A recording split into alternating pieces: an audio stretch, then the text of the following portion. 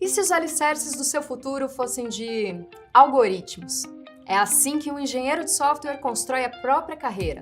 Com a graduação à distância em Engenharia de Software da Unicesumar, você garante seu lugar no mercado superaquecido da tecnologia e inovação. Estudando à distância, você vai aprender a criar, desenvolver e testar softwares desde a programação básica até a construção de sistemas complexos. Durante o curso, você dominará linguagens de programação como C e Java e entenderá conceitos fundamentais de algoritmos e estrutura de dados.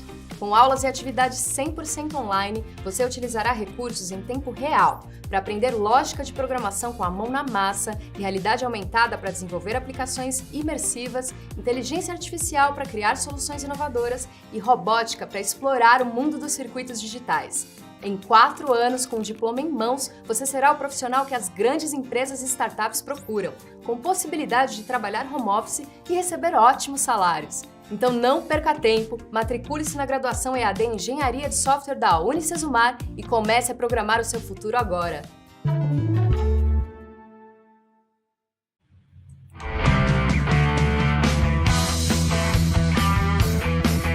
Você está assistindo Teoria de Tudo. O rádio põe no ar uma conversa incerta.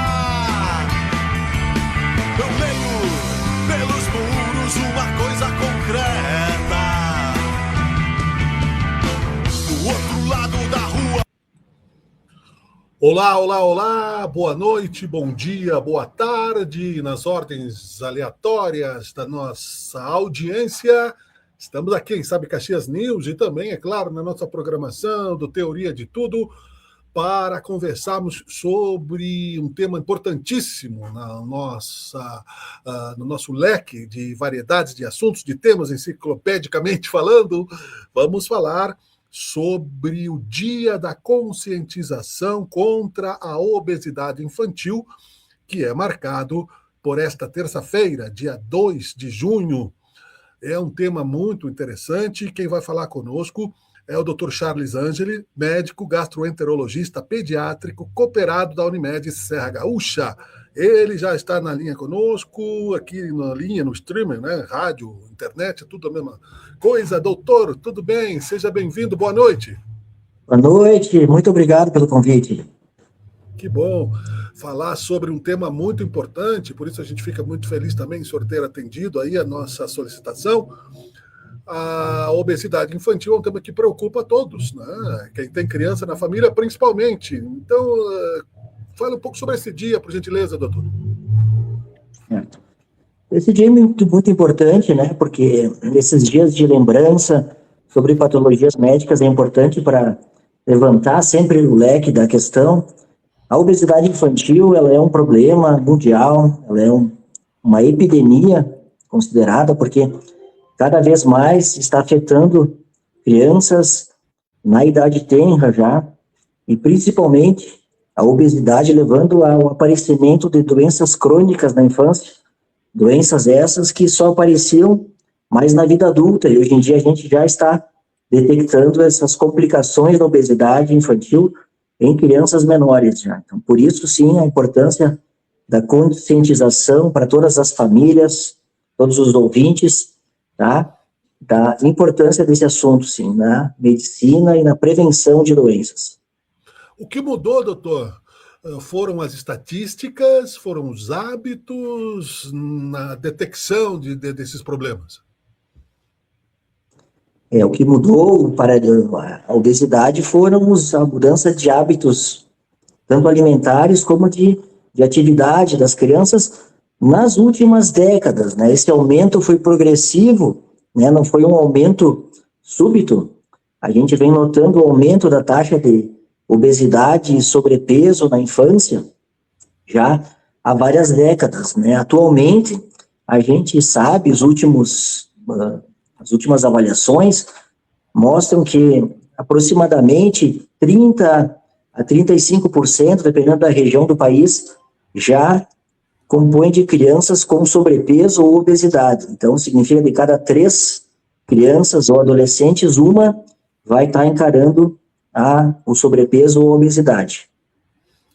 Eu não sei se eu confundi o dia, se é hoje mesmo ou era o da nossa entrevista, o dia, mas não importa, né? Na verdade, o que importa é que é um problema, né, doutor? Na verdade, não tem dia. Todos os dias a gente tem que lembrar disso e prestar atenção. Dentro dessa ideia, tudo é holístico em sociedade, saúde, mente sã, corpo são, considerando-se que não se joga mais bola na rua, que não dá por causa de segurança, que não se anda mais de bicicleta, não se tem mais aquelas brincadeiras que se tinha até os anos 80, ainda em alguns bairros se mantém. Mas esse papel, então, é de quem? De cuidar. E quais são os hábitos assim, alimentares? São os alimentos processados? É a pressa dos pais? Como é que o senhor contextualiza esse problema que acaba gerando a obesidade infantil, doutor? Certo. Das causas, a gente sabe, é essa ausência de atividade física. A gente sabe que devido à insegurança das grandes cidades, grandes e médias cidades, ou mesmo pequenas, hoje em dia é muito perigoso para as crianças estarem na rua brincando, como era na nossa época, né, Miguel? Que a gente brincava na rua, passava o dia inteiro na rua, andando de bicicleta, montando pistas, carrinho de lombo. Hoje em dia, isso é muito difícil, principalmente nas grandes e médias cidades. E sim, as crianças estão cada vez mais sedentárias, muito tempo em casa, com acesso a telas, já em tenra idade, né, e cada vez menos ativas, sobrando um pouco de tempo de atividade física no período escolar, da atividade física da escola ou no recreio, né? E isso sim, a maioria das crianças não está exposta a atividades físicas regulares, é uma das causas. A outra causa que vem é sim o aumento do consumo de alimentos ultraprocessados extremamente calóricos, uma coisa que não tinha até a década de 70, 80, não se tinha acesso a tanto medicamento, tanto que mudou. Na minha época de estudo na residência, que foi nos anos 90, a preocupação maior na pediatria era com a desnutrição infantil. E hoje em dia mudou, hoje em dia a taxa de desnutrição infantil, ela vai de 3%, enquanto a taxa de sobrepeso, obesidade, está, como eu falei, em 30% a 35%. Então, houve a inversão disso. E baseado por comidas de fácil acesso, extremamente calóricas, os ultraprocessados, com certeza eles afetam, e são a principal causa da obesidade e sobrepeso. E das doenças crônicas que vêm, da diabetes mellitus tipo 2, que é um tipo de diabetes que não é genética, ela tem a ver com o estilo de vida, né, com a esteatose hepática, que forma a hepatite gordurosa, e isso, se não for intervido, pode virar cirrose hepática por causa da gordura, as doenças autoimunes, as doenças ortopédicas, as doenças psicossociais associadas ao bullying nas escolas, né, nas redes sociais. Então, tudo isso tem afetado, sim, as crianças. Pois é, e aí, depois que se instala o problema, né, sendo que um corpo humano é quase uma máquina, se não pode ser comparado com... Pode-se até encontrar um tratamento, mas nunca se volta ao estado, como um carro, ao estado 0 quilômetro, doutor? Exato, e a gente sabe que crianças obesas, se não for feito nisso, de cada 10, 9 vão ser adultos obesos também. Uhum. Né? Então, sim, o cuidado começa na infância. E quando a gente fala em criança, a gente fala em prevenção, né? E existem métodos de prevenir. Muita gente acredita que obesidade é um fator genético. Existe, mas esse fator genético é a exceção. São raros os casos de obesidade genética. Então, quando uma família relata que o pai e a mãe são obesos e o filho também é obeso, e eles linkam isso com a genética, mas a grande causa disso é o que a gente chama de ambiente obesogênico. É o ambiente onde essa criança é criada que já favorece a obesidade, baseado nos costumes alimentares da família, né? Eu tenho aqui alguns dados já, que eles estão, para quem quiser acessar, num site que chama panorama.obesidadeinfantil.org.br. Uhum. Tá? Esse site ele tem dados do CISVAN, que é o Sistema Nacional de Vigilância em Nutrição e Alimentação, e ali ele tem um levantamento já que mostra que crianças de 6 meses a 2 anos, tá, 33% dessas já ingeriram alimentos ultraprocessados. Já. Nessa idade não deveriam estar tomando. 10% já comeram hambúrguer ou carnes processadas, certo? 20% bebidas adocicadas, que significa refrigerante, né? E 17% já salgadinhos de pacote ou macarrão instantâneo, e 19% bolos, guloseimas e doces. E aí vai indo, né? Esse site é bem interessante, porque dá para estratificar quem quer pesquisar sobre isso, as escolas, os professores, né, que querem pesquisar, tem um avanço por idade. Então, nessa faixa dos 6 meses aos 2 anos é assim, na faixa dos 2 aos 4 anos, então, esses índices, por exemplo, o de consumo de alimento ultraprocessado aumenta para 49%, alimento ultraprocessado 75%, aumenta em 50% o hábito de assistir TV, de se alimentar em frente a telas, tá? 57% das crianças já estão bebendo bebidas açucaradas, 43% macarrão instantâneo e salgadinhos de pacote, e 53% biscoito recheado, doces e guloseimas. E conforme a gente vai avançando na idade, estratificando essas faixas, esses índices invariavelmente vão aumentando.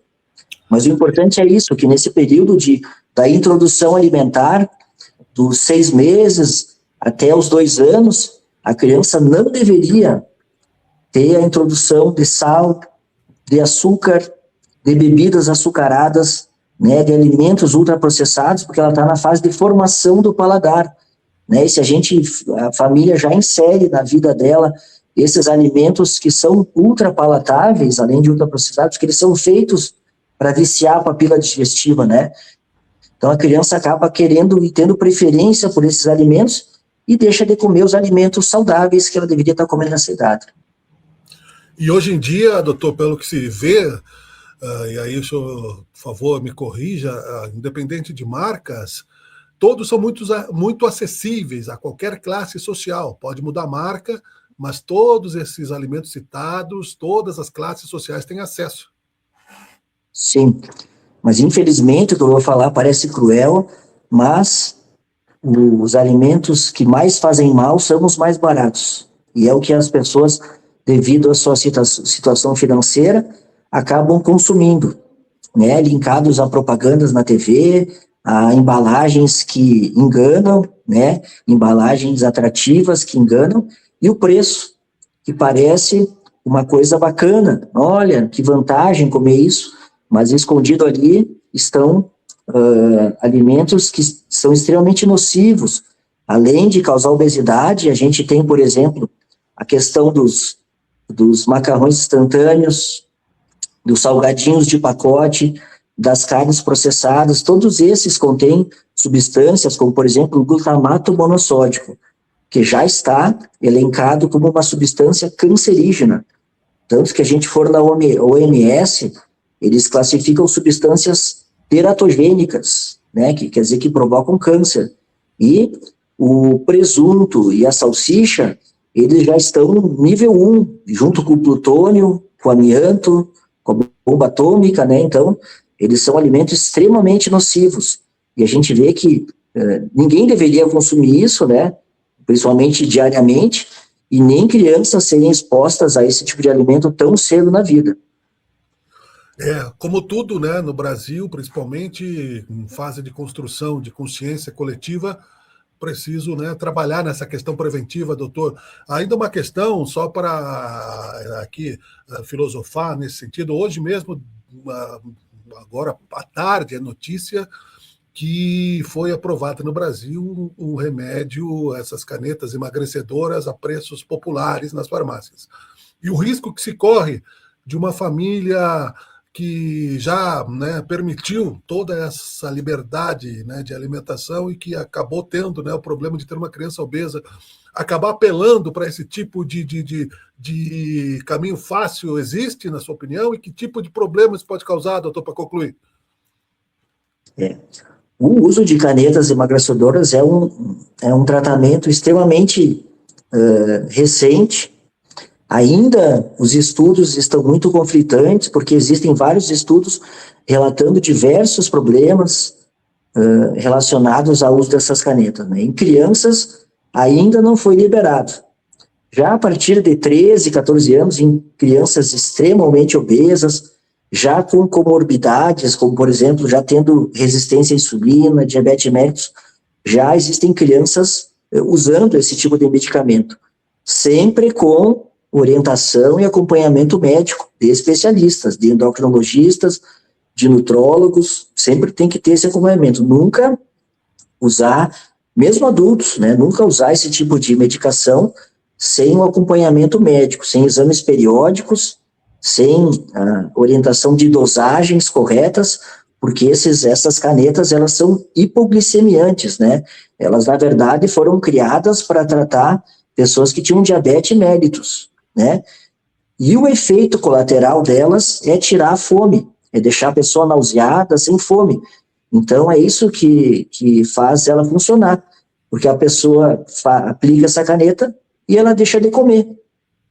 Uhum. Né? Por isso que ela emagrece, como todo mundo que parasse de comer tanto, iria emagrecer. Né? Só que enquanto tu usa, tu tem esse efeito de não ter apetite. Quando tu parar de usar, o apetite volta, e se tu não mudar os hábitos alimentares, a consciência, a mentalidade da família toda, a pessoa acaba reganhando peso. E já tem trabalhos mostrando que o reganho de peso, quando termina o tratamento, é até maior, né, ganha mais peso do que tinha anteriormente. É muito perigoso, assim.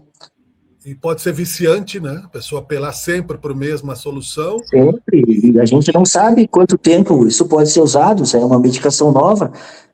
Na medicina, a gente precisa sempre de tempo para avaliar medicações a longo prazo. Então, quanto tempo vai se usar?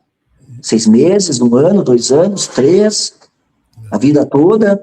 Ainda essas respostas não existem. Né, na medicina, por isso que a gente tem que ter muito cuidado. E eu sempre falo, mesmo que... Oi?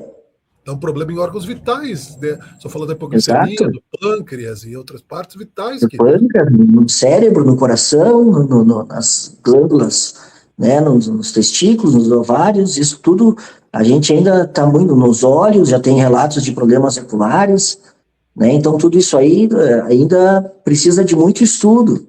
Por isso que esse uso indiscriminado e sem orientação médica é extremamente perigoso.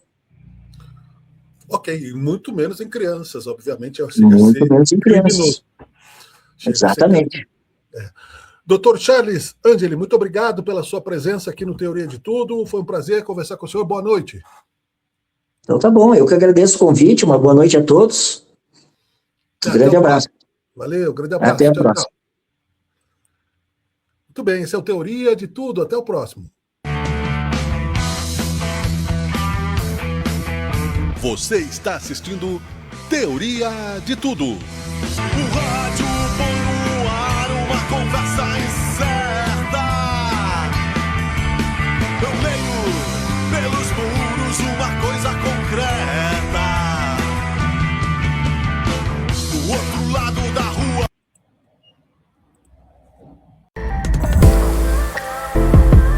Você sente cansaço constante, estresse ou falta de energia no dia a dia?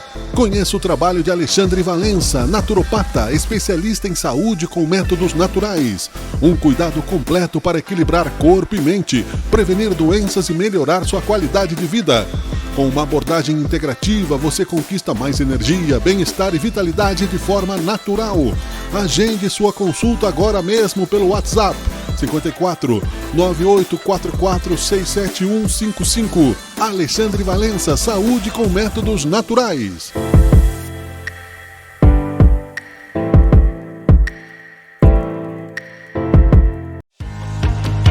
O Cursão Mais Garra é a curadoria que você precisa para o seu próximo estágio na vida. O primeiro pré-vestibular do Rio Grande do Sul.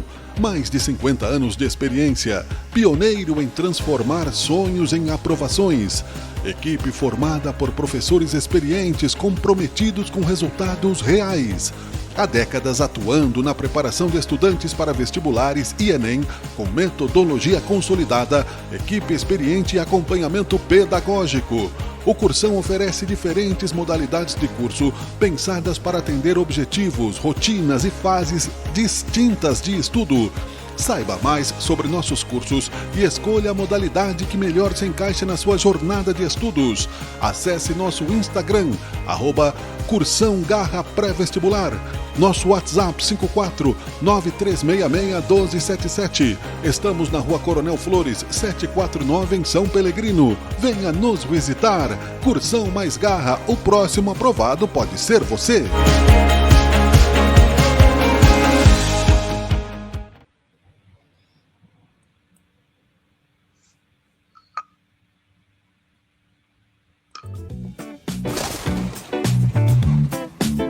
Dentro da bola.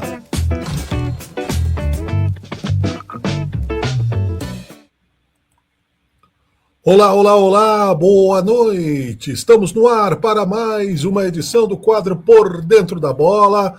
Também, é claro, na nossa programação geral de rádio, de internet, dos programas que estão na pauta, no escopo do Teoria de Tudo.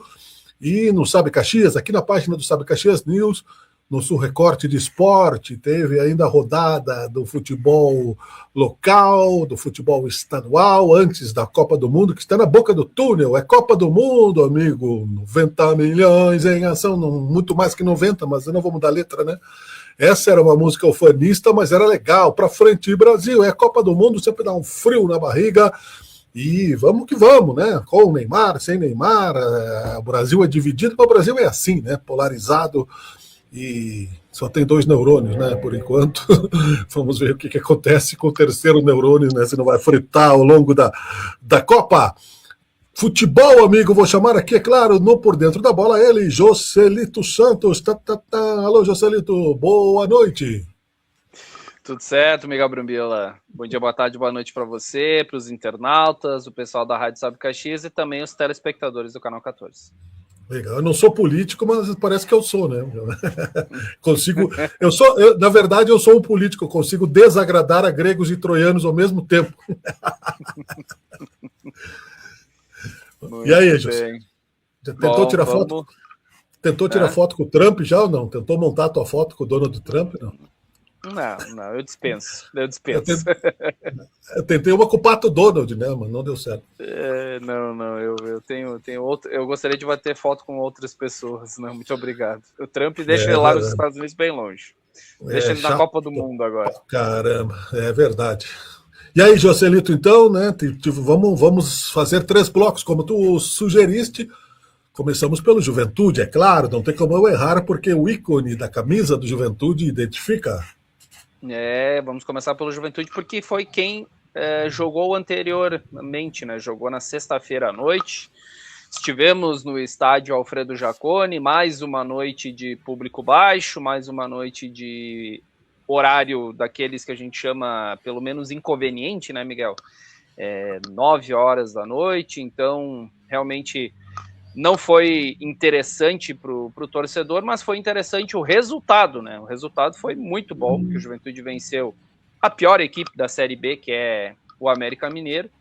Mas aqui eu vou me contradizer na minha análise, porque eu não analiso o resultado. Porque senão seria muito fácil eu vir aqui e analisar o resultado. A Juventude ganhou, tá tudo certo.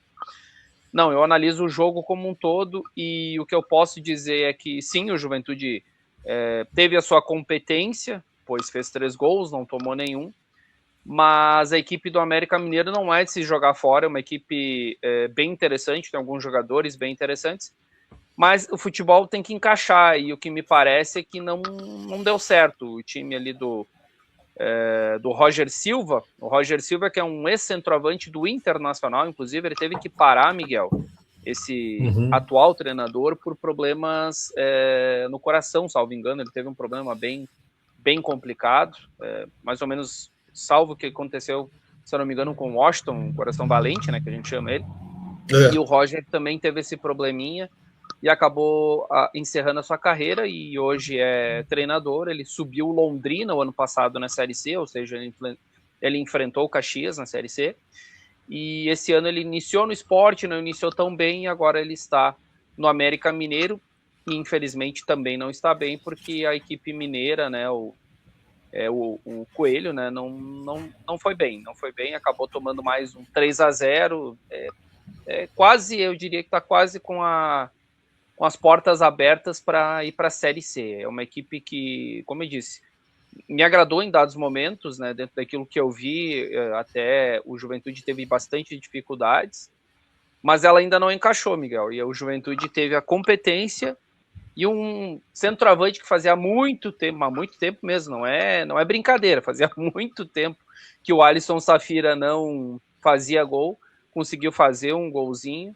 e auxiliou o Juventude nessa grande vitória, um 3-0, o Juventude aí beliscando, sonhando pelo menos com o G6, né, Miguel? Que o G6 é bom lembrar, mais uma vez, né, a audiência ela acaba se renovando, que a Série B esse ano ela é um pouquinho diferente, sobe 4, mas o primeiro e o segundo estão garantidos na Série A, só que o terceiro, o quarto, o quinto e o sexto, aí eles vão ter que brigar para ver quem que vai subir. Ou seja, tu pode se classificar em terceiro, Miguel, ficar 1 ponto do segundo e pode não subir para a Série A. Isso pode acontecer. O futebol, não. O Brasil ganhou a Copa do Mundo por um pênalti, né, em 94. Um chute fora do Baggio, né, por cima. Agora, eu pergunto, se eu fosse o treinador de qualquer equipe e eu visse o Joselito Santos em um comentário, eu diria, numa coletiva, que eu puder, eu diria, Joselito, o que te agrada, afinal de contas? Tu me falou várias coisas. Vou fazer o advogado do diabo aqui, né? Tu é do direito, tu tem que... Eu sou promotor público, tá? Tu disse, a equipe é boa. O adversário que não é bom. Gol de jogador que não fazia muitos gols há muito tempo. Tudo bem, horário, público, etc, ok. 3-0. Mas não é o suficiente. O treinador na coletiva ia dizer, meu amigo...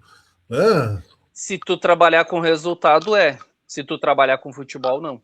E o torcedor, e o torcedor diz o quê? O torcedor se apega a essa análise técnica? Não. O torcedor quer saber de vencer. Claro, eu conheço algumas pessoas que também tiveram mais ou menos a mesma ideia que o time venceu porque era uma equipe mais frágil defensivamente, principalmente. A equipe do América Mineiro é muito frágil defensiva. Inclusive o terceiro gol foi uma saída totalmente errada do goleiro, que é ex-goleiro do Juventude, inclusive o Gustavo. O primeiro gol foi muito bonito, Miguel. O primeiro gol foi logo aos 7, 8 minutos da primeira etapa. O Fábio Lima acabou cobrando muito bem o escanteio e o Raí Silva bateu de primeira, mas de primeira, aquela coisa de prima, como a gente diz, por baixo do goleiro. Então foi um gol muito bonito no primeiro tempo. E aí o Juventude me parecia que ia realmente jogar muito mais que a equipe do América Mineiro, mas não foi o que aconteceu. A gente viu uma equipe do América Mineiro em dado... Pode ser, eu não sei, explicar. Nós vamos falar depois, aconteceu um fato que quem conhece aqui o nosso programa sabe que aí, por exemplo, então nós temos que tirar um dos gols do Brasil contra o Panamá, porque foi uma falha do goleiro, que saiu jogando mal, né? Sim. Ali, acho que foi o segundo gol, agora não me recordo qual. Foi o gol do Ryan, agora não me recordo qual o número do gol, mas foi o gol do Ryan. E aí aquela história do brasileiro... Desculpa, aquela história do brasileiro, 6-2, a seleção tá mostrando futebol. E aí, será depois eu analiso a seleção brasileira a fundo, assim, dentro daquilo que eu vi. É claro que amistoso, muitas vezes, o time que é considerado titular, ele não vai dar o seu máximo, mas eu tenho algumas análises aí para... Isso não é só do jogo do Panamá, para mim é o histórico aí dentro daquilo que eu tô vendo da seleção brasileira.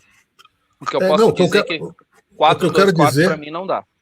O que eu quero dizer, sem antecipar a pauta, né, se dar spoiler do depois, é comparar, como tu disseste, se o gol é falha da defesa, é gol. Se o gol é no meio das pernas, é gol. Se é frango, é gol. Entendeu? Por meio gol é gol. Sim, sem dúvida. Meio mais um, né? Na verdade. Sim. Como eu disse, o terceiro gol ele acabou sendo por conta de um erro do goleiro do América Mineiro, mas mérito do jogador do Juventude, porque o goleiro poderia ter errado e o Watson poderia ter entrado na área e ter errado o gol, porque eu já vi isso acontecer.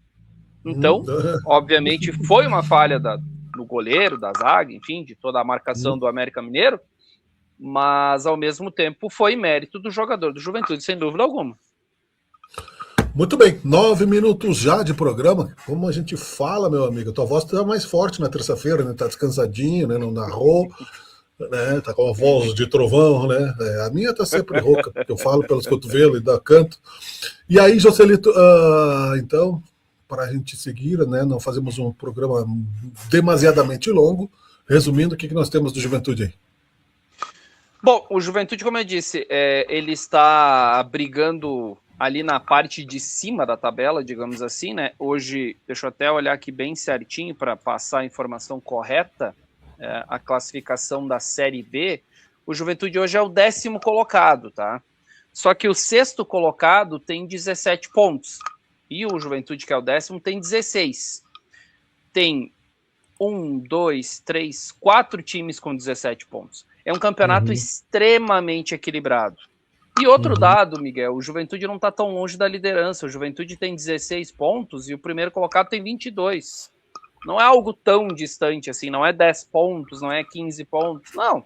É algo que dá até para sonhar com a primeira e a segunda colocação ainda. O primeiro colocado é o Sport Recife, mas claro que tem que ter cautela, tem toda a questão da janela que está para vir aí. O Juventude está já se movimentando no mercado, né? Se fala no Pedro Henrique, um atacante de velocidade.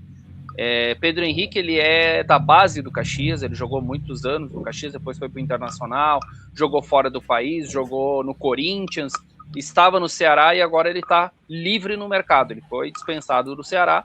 Então, só que o que é o entrave? O entrave, principalmente, é a questão financeira, né? É um jogador de 3 dígitos, com certeza é 3 dígitos para mais. É um jogador desempregado, né? Desempregado, mas ainda está, de certa forma, tem um valor que o Juventude vai ter que investir. Também sou, viu? Eu também sou de 3 dígitos, só que ninguém quer pagar. Por aí. Estamos na mesma, então. Eu também sou de 3 dígitos, mas não acharam meus 3 dígitos ainda. Quem sabe uma hora acha os 3 dígitos pra mim. É verdade. A gente por enquanto, procurando. Por enquanto tá antes da vírgula, né? Que não interessa muito. Aliás, depois... Deixa quieto. Mas enfim, a próxima partida do Juventude, só o Juventude joga esse final de semana, tá? O Juventude joga na próxima sexta-feira contra a equipe do Operário do Paraná. O Operário do Paraná, ele está junto com o Juventude. O Operário do Paraná é o 11º, tem 16 pontos e a campanha é muito parecida. 4 vitórias, 4 empates, 3 derrotas. Só que o o Juventude está na frente por conta do saldo. O saldo do Operário é -2 e o saldo do Juventude é 3. Então, por conta disso, o Juventude é o 10º e o Operário é o 11º. E a partida ela vai acontecer no Couto Pereira, em Curitiba. Por quê? Porque o estádio do Operário está passando por reformas no seu gramado, principalmente. É bom lembrar que aqui em Caxias do Sul, tanto no Estádio Centenário quanto no Estádio Alfredo Jaconi, já foi, inclusive, feito o plantio do azevém, que é aquela semente do inverno, né, para germinar. Inclusive o gramado, depois a gente vai entrar no assunto Caxias, o gramado do Centenário melhorou bastante, e também, obviamente, o gramado do Jaconi sempre mantém um bom nível, né, e agora o estádio do Operário, lá em Ponta Grossa, também está passando por essa questão. Então, o que eu quero dizer com isso? É bom para o Juventude, Miguel, porque é um estádio maior, mas com um público muito menor. Vamos dizer assim, o estádio do Operário, ele comporta, acredito eu, de 10 a 12 mil no máximo, e vai 5, 6 mil. Mas não vai todos os 5, 6 mil para Curitiba. Então vai ser praticamente um campo neutro, onde vai ter daqui a pouco um torcedor do Juventude, vai ter um torcedor do Operário, mas não vai ter aquela pressão de uma torcida adversária.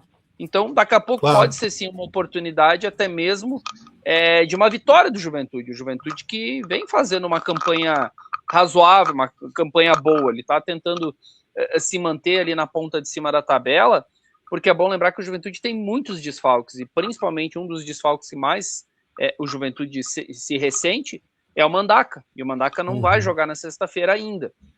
Tem o Pablo Roberto no meio, que ainda não tem como retornar, mas a lateral direita, que era um problema da saída do Rai Ramos, agora o Nathan Santos melhorou, e aí o Juventude está começando a ter opções também pelo lado direito, e o lado esquerdo, o Patrick Lanza tá para voltar. O Patrick Lanza, que é um lateral que veio do São Paulo, um jogador que estava muito bem, inclusive no gauchão, era o melhor do lateral, mas para te ver como o futebol é muito dinâmico, o Patrick Lanza hoje, ele é banco. Por quê? Porque o Diogo Barbosa é o titular, e ainda tem o Odson, que fez o terceiro gol diante do América Mineiro, que me parece que esses dois estão um pouquinho à frente do Patrick Lanza. Entretanto, o Juventude precisa de extremas, precisa de jogadores de velocidade. Daqui a pouco tu pode colocar Patrick Lanza e o Diogo Barbosa, o Odson e Patrick Lanza, tu pode jogar esses atletas, porque o Juventude precisa de extremas, que do meio para frente está um pouquinho mais complicado. Não tem o Luan Martins no meio, que é um volante de primeira função que vem muito bem, e o Lucas Mineiro está tentando fazer essa função, mas está um pouquinho mais complicado para o Lucas Mineiro, que é um segundo homem, não tanto um primeiro. E o Rai Silva está precisando... o Rai Silva está crescendo, né? Fez nos últimos 2 jogos 2 gols, um gol contra o Atlético e um gol contra a equipe do América Mineiro. Então é o Juventude tentando se reconstruir. O Allan Kardec acabou saindo por uma lesão no último jogo, mas tá tudo certo com o atleta da equipe do Juventude. E para finalizar, o Juventude fez uma campanha muito interessante por conta do que aconteceu com o MP, que é o Marcos Paulo, né? O caso de injúria racial, de racismo. O Juventude jogou com um pet na sua camiseta dizendo todos contra o racismo. E fez vídeos, fez campanhas. O Juventude fez sua parte, baniu esse indivíduo, né? E agora as autoridades competentes vão tomar as medidas cabíveis para que esse cidadão não possa mais frequentar o estádio Alfredo Jaconi. Beleza, tem um batuquezinho aí perto de ti aí, parece uma garrafinha de água, alguma coisa fazendo um blim blim aí, não sei. Não tem nada. Fala. Não? Não. Então é o Mickey, eu acho. Mas ok, não tá interferindo, senão já teria interferido antes. Muito bem, nós estamos então falando, não é? Já citado o suficiente, eu acho que quanto mais força para a ação nessas questões aí de racismo que podem acontecer, inclusive na Copa do Mundo, porque o Vini Júnior é muito marcado por causa da reação, né? Sempre tem um idiota, né, que vai acabar falando. Então, feito, né, o trâmite e a punição, eu acho que isso que deve ser registrado exemplarmente, fica de parabéns aí, e vida que segue. Terra o assunto, né, para que não aconteça, né, para não ficar falando toda hora. Vou jogar a vinheta, então, para a gente falar de Caxias, é isso? Isso aí, vai lá. Pode jogar a vinheta que eu vou pegar a vinheta do Caxias. Muito bem, vamos lá. Por dentro da bola.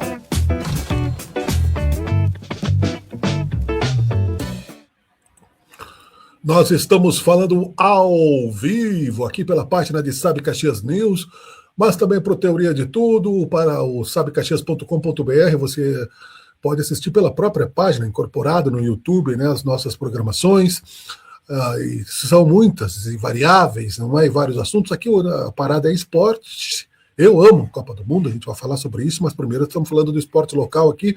A pauta agora com o Joselito Santos é ser Caxias. Ser Caxias é ser desportista, é ser otimista, deveria dizer o meu amigo Dirceu Soares. Trabalhei com o autor desta letra, Dirceu, né, Soares, jornalista, Caxias, né, até debaixo d'água.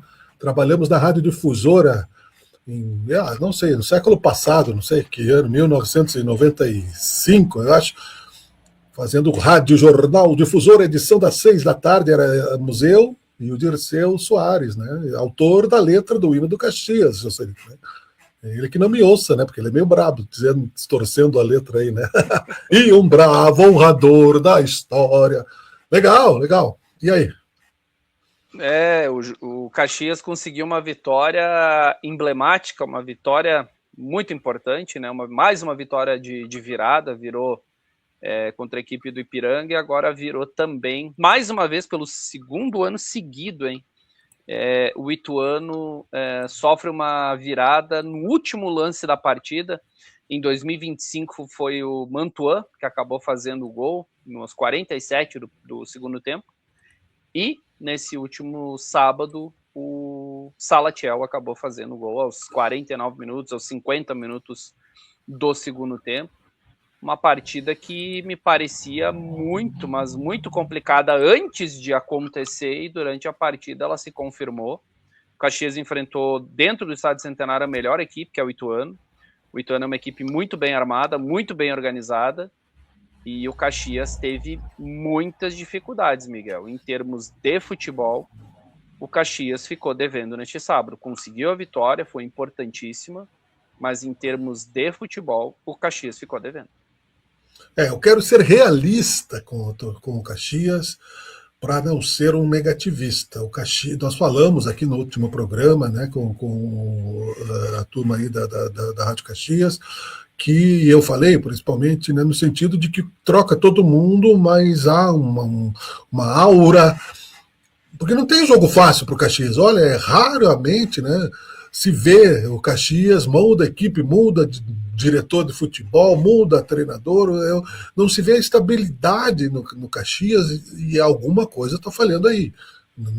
E eu acho que é gestão de conhecimento dentro do clube, porque não pode ser outra coisa. Como eu disse, o que é o ponto importante, Miguel? Não é fácil o que o Caxias fez. O Caxias, claro que teve o benefício de ter um jogador a mais, para mim, entre aspas, porque o Caxias já teve jogos, eu já vi, já narrei, jogos onde a equipe do Caxias teve 2 jogadores a mais e não conseguiu ganhar a partida. Foi contra o Brusque no ano passado. O Caxias não conseguiu vencer com 2 a mais. Então é relativo, na minha opinião, essa questão de ter um jogador a mais. É óbvio que neste sábado me parece que isso trouxe, como a gente fala, empinou o campo. O Caxias foi mais afeito ao ataque. O treinador Marcelo Cabo acabou colocando jogadores para cima da equipe do Ituano. O treinador do Ituano também acabou facilitando em dados momentos, porque tirou os seus melhores jogadores, e isso trouxe o Ituano um pouquinho mais para trás. O Caxias foi empurrando e não desistindo. Mas até a expulsão, e principalmente no primeiro tempo, o Caxias foi muito mal. O Caxias errava muitos passes. O Caxias poderia ter tomado de 2 a 3 a 0 no primeiro tempo se não fosse o Busato. O Busato acabou, assim, no mínimo 3 defesas milagrosas. Então, são essas análises que a gente faz. É óbvio que o torcedor tem que estar feliz. O Caxias hoje é o 5º colocado, está se firmando dentro do G8. Eu sempre falo que o Caxias ainda está em construção. E aí vão me perguntar, mas nós estamos em junho e o Caxias ainda está em construção? Sim, porque o Caxias acabou contratando um novo elenco, tudo novo a partir de todas as eliminações que teve. Foram 4 eliminações, mas 3 foram emblemáticas, que foi o Gauchão. Dentro do Gauchão foram 2 vezes, o próprio Gauchão nas quartas de finais, depois na Taça Farroupilha, que é dentro do Gauchão, e depois mais na Copa do Brasil. Aí após esses 3 fiascos que o Caxias fez, aí ele teve que remontar todo o elenco, não é trazer 1 ou 2 jogadores, não, o Caxias dispensou 15 jogadores e contratou 15 jogadores, então tem que ser feita essa ressalva, e eu isso acho que explica quase tudo, né? Exato, então o Caxias teve que se remontar no meio de uma temporada, então dentro daquilo que, por exemplo, o C não existe, mas caso o Caxias estivesse com o time do Gauchão, eu temia pelo Caxias estar lá onde está o Anápolis, por exemplo, onde está o Itabaiana, que é na zona do rebaixamento. Aquele time não demonstrava essa resiliência que esse time está demonstrando, porque não é a primeira vez que tem essa resiliência. Teve no jogo contra o Amazonas, lá onde o Caxias buscou o empate aos 50 minutos, teve a resiliência contra o Ipiranga e agora contra o Ituano. Então, o Caxias vem demonstrando que está começando a ganhar aquela casca importante. E, obviamente, né, que a gente sempre fala que o Caxias, caso consiga a classificação antecipada, que eu acho que não vai acontecer isso esse ano, que o Caxias não entre no modo soneca como entrou no ano passado, né? Eu acredito que o Caxias aprendeu com o que aconteceu no ano de 2025 e que o Caxias entre com faca nos dentes, como a gente diz, né? Claro. Na segunda fase, no quadrangular, enfim, mas é óbvio que o Caxias tem que buscar a sua classificação anteriormente.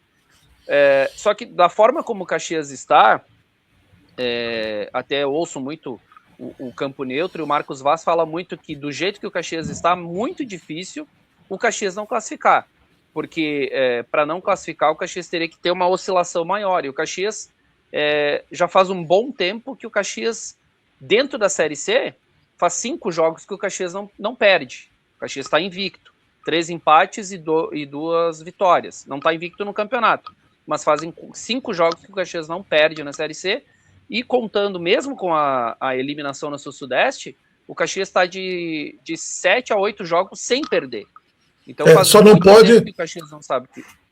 Só não pode acostumar, porque sim, claro, desculpa, eu te interrompi, só não pode acostumar, eu acho, Joselito, com essa confiança na resiliência. Eu sou bastante filosófico no futebol aqui, né? Porque se você se acostuma que o time pega no tranco durante a partida e enfrenta dificuldades, uma hora não dá certo. E pode ser que não dê certo numa hora errada. Naquele dia o time não engrenou, não virou, não deu, oscilou o campo, sei lá, não deu. Né? Eu me lembro que as categorias de base do Juventude, quando tinha a sede que foi vendida lá do lado da Cruz da Juventude, tinha o Bacião, que era assim, né? Então tu jogava para um lado, descia morro abaixo, subia para e se treinava lá. Era engraçado. Então isso, né? Isso para o Caxias tem que cuidar também. Não dá para ficar confiante que é um time resiliente, porque resiliência é que nem tu bota um bagulho com um produto, uma coisa com super bonder, cola uma, cola duas, cola 3, quando tu menos precisa. Né? Eu sou especialista em colar tênis com super bonder, colar All-Star com super bonder na minha adolescência. Meu pai ficava enfurecido quando eu terminava com a cola, mas mantinha o tênis por mais um pouco de tempo. Mas daqui a pouco entra água, daqui a pouco a cola não cola mais. Então tem que tomar cuidado. Resiliência não é eficiência, é outra coisa. Por isso mesmo que eu falei. Por isso que eu disse, resultado... Se fosse colocar uma manchete, resultado excelente, futebol abaixo. Foi o que eu imaginei.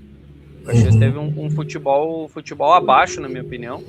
É claro, como eu disse, a gente tem que levar em consideração a expulsão do jogador da equipe do Ituano, e isso trouxe não digo uma facilidade, mas o Caxias acabou empinando o campo, como a gente fala.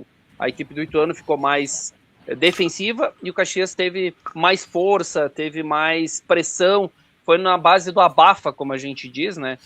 No morro abaixo, né? No morro abaixo, isso aí. É o Bacião, pinou o campo morro abaixo. Tá aqui embaixo, para baixo, todo santo ajuda, né? Então, teve essa questão, né? Mas, enfim, eu acho que foi um resultado importante, porque aquela história, é melhor tu arrumar a casa ganhando do que perdendo. Então, claro. O Caxias ainda tem muitas coisas para serem mudadas. Eu acho que a base de time tá ok. O Caxias também já tá de olho no mercado, né? E eu venho falando nos programas que eu participo, enfim, nos comentários, que o Caxias precisa de um centroavante, não só para a sombra do Salatiel, porque o Salatiel não me parece que ele precisa de uma sombra, é um jogador que ele se esforça bastante, mas é exatamente por ele se esforçar que uma hora ele pode se machucar, uma hora ele pode tomar um cartão vermelho. Então é aquela história, tu tem 2, tu tem um, tu não tem nenhum. Então é importante que o Caxias tenha um centroavante para, não tem o Salatiel, tem o, sei lá, o número 9, enfim, não sei qual o jogador agora que o Caxias poderia buscar. E o Caxias precisa de pelo menos 1 ou 2 extremas, que é jogadores de velocidade. Se fala em zagueiro também, mas eu não acredito que o Caxias vá atrás de zagueiro. Fora isso, acho que o Caxias não irá atrás de nenhum atleta, porque eu acho que o Caxias está bem servido de meias. Tem o Ravanelli, tem o João Lucas, tem ainda o Matheus Anjos, que está com alguns problemas, porque faz tempo que ele não entra nem no banco, deve ter algum problema interno que eu não recebi nenhuma informação. Mas o Caxias tem 3 meias, o Caxias tem 2 zagueiros que por mais que se tenha alguma desconfiança no Maurício, ele é capitão, então não acredito que o capitão saia da equipe, acho muito difícil. Seria até uma incoerência do próprio treinador tirar o capitão da sua equipe. O goleiro é afirmação, o Busato é uma afirmação. Lateral esquerdo, acredito que vai continuar sendo o Roberto, o Vitinho, muitas vezes entrando. O meio-campo ainda tem briga ali. A primeira função, Grigor ou Breno Santos, Matheus Nunes ou Marcelo Freitas. Algumas posições ainda podem ser buscadas. E no ataque tem o Gaspar e o Calisson. O Gaspar, depois que teve o problema jurídico lá, de suspensão, ele não voltou, não fez boas partidas. E o Calisson é um jogador que, às vezes ele joga muito bem, mas ele oscila bastante. Então, o Caxias precisaria, aí eu já estou pensando, tá, Miguel? Pensando em subir, o Caxias precisaria de pelo menos um extrema diferenciado. Um cara que se aproxime do Salatiel, ou outro centroavante, mas que faça gol. O Caxias precisa de uma extrema que vá para cima e faça gol. Porque o Caxias tem um histórico, e não é de 2, 3 anos, é de 15, de 20 anos atrás, que o Caxias já ficou fora de segunda fase de Série C, não subiu por um gol. O Caxias já ficou assim. Então o Caxias tem que pensar nisso. É a melhor defesa. Inclusive, a próxima partida do Caxias não é nesse final de semana, como eu falei, porque a Série C vai parar esse final de semana, por conta da Copa, vão ser a cada 15 dias as rodadas. Então só a Série B joga esse final de semana, o Caxias vai jogar só no dia da estreia do Brasil. Parabéns para quem colocou o Caxias no dia da estreia do Brasil. Às 4 horas da tarde. Se o Caxias não precisa comprar meia, eu preciso. Ó. É isso aí. Aqui está o meu calcanhar de Aquiles, não tem cheiro na internet, né? Não tem a marca, muito né? Bem. Então veja que quando eu ando ilustrando a casa de meias, né? Quem quiser me patrocinar com uma meia, eu boto aqui no programa, então, portanto, né? Meias furadas. Joselito Santos, é verdade, né? Parabéns, tem muitos parabéns a ser dado aqui, né? Tem um programinha 1 minuto, né? Olá, vamos falar agora. Vamos falar da dupla Grenal, Joselito Santos. Terça-feira eu sou um pouco mais retardado que no domingo, tá? No domingo eu tô me preparando para segunda-feira, Joselito Santos. Mas não tem os cavalinhos do Fantástico? Acabei de inventar aqui o pé de meia. Vai ser pé de meia. eu tô... Peraí, agora sim. Muito bem! Acabou de Caxias ou não? Joga com o dia da estreia da seleção, que a gente vai falar daqui a pouco. O Caxias vai jogar contra o líder, mais uma vez. É o terceiro líder que o Caxias joga. O Caxias jogou contra o Amazonas quando era líder, jogou contra o Paysandu quando era líder e vai jogar com o Guarani de Campinas, que agora é o líder da Série C. Não vai ser aqui em Caxias do Sul, vai ser lá no Brinco de Ouro da Princesa, às 4 horas da tarde, no dia 13 de junho e dia da estreia da nossa seleção brasileira. Muito bem, eu tirei a meia, agora gelou meu pé aqui, né? Tu sabe que pé de idoso, sem cobertinha no inverno, né? 10 graus é a temperatura, não é? Muito bom. Vamos virando a página aqui para falarmos rapidamente da dupla Grenal, depois da seleção brasileira, porque já são 32 minutos de programa. Por dentro da bola.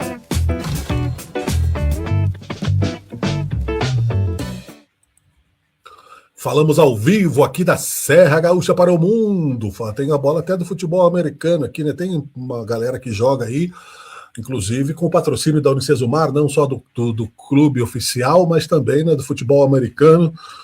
Futebol americano, né? Futebol yankee, né? Imperialista. No momento, tá. Até nem vi o noticiário político hoje, porque é só para ficar triste. Por isso que eu tô alegre essas alturas, né? Tem taxa, tem. Né, como diria, né, o bom e velho Leonel Brizola, né, os filhotes da ditadura, os interesses, né, um amigo do meu avô, e é verdade, né, os entreguistas estão por aí, mas a gente vai vivendo. E aí Joselito Santos está de volta agora para falar também, antes, né, de falar de seleção brasileira, vamos falar da dupla Grenal rapidamente, né, porque é claro que nosso interesse maior é a Copa do Mundo, amigo. Vamos lá, José. Bom, a dupla Grenal não tá legal, né? A dupla Grenal tá bem próxima, o Internacional tá à frente do Grêmio, mas as duas equipes estão com o mesmo número de pontos, acabaram perdendo pelo mesmo resultado nesse final de semana. O Grêmio perdeu de virada na Arena, né? Acabou saindo na frente contra a equipe do Corinthians e tomou 3-1 na Arena, em Porto Alegre. Fui botar meia, tá? Tá, muito bem, isso aí, tem que esquentar. Tem que esquentar porque o frio tá complicado. Então o Grêmio, ele acabou tendo esse revés em casa, né, que foi o 3-1 diante da equipe do Corinthians, e o Grêmio hoje é o 16º com 21 pontos. Ele está 1 ponto acima do Z4, né, o Vasco da Gama é o primeiro que abre a zona do rebaixamento com 20 pontos, o Vasco da Gama do Renato Gaúcho, né, o Renato Gaúcho que sempre disse que os times dele nunca vão para a zona do rebaixamento. Pois é, tá aí, o Vasco da Gama está na zona do rebaixamento, apenas um parênteses. E o Internacional... mas também, bravata vinda do Renato Gaúcho não é surpresa, né? Só um parênteses.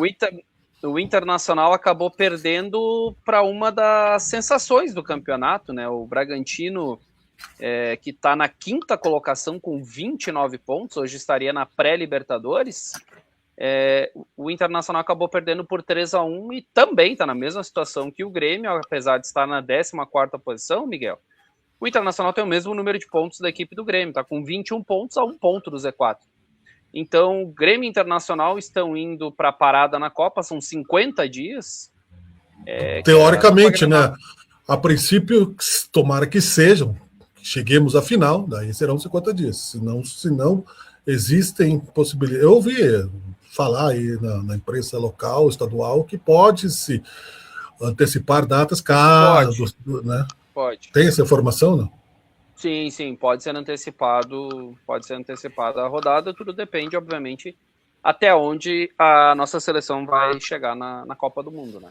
Mas a priori é 50 dias que vai ficar parada a Série A do Campeonato Brasileiro. Então, durante essa parada, Grêmio Internacional vão ter que se reconstruir, porque a situação de Grêmio Inter não está nada fácil, Miguel.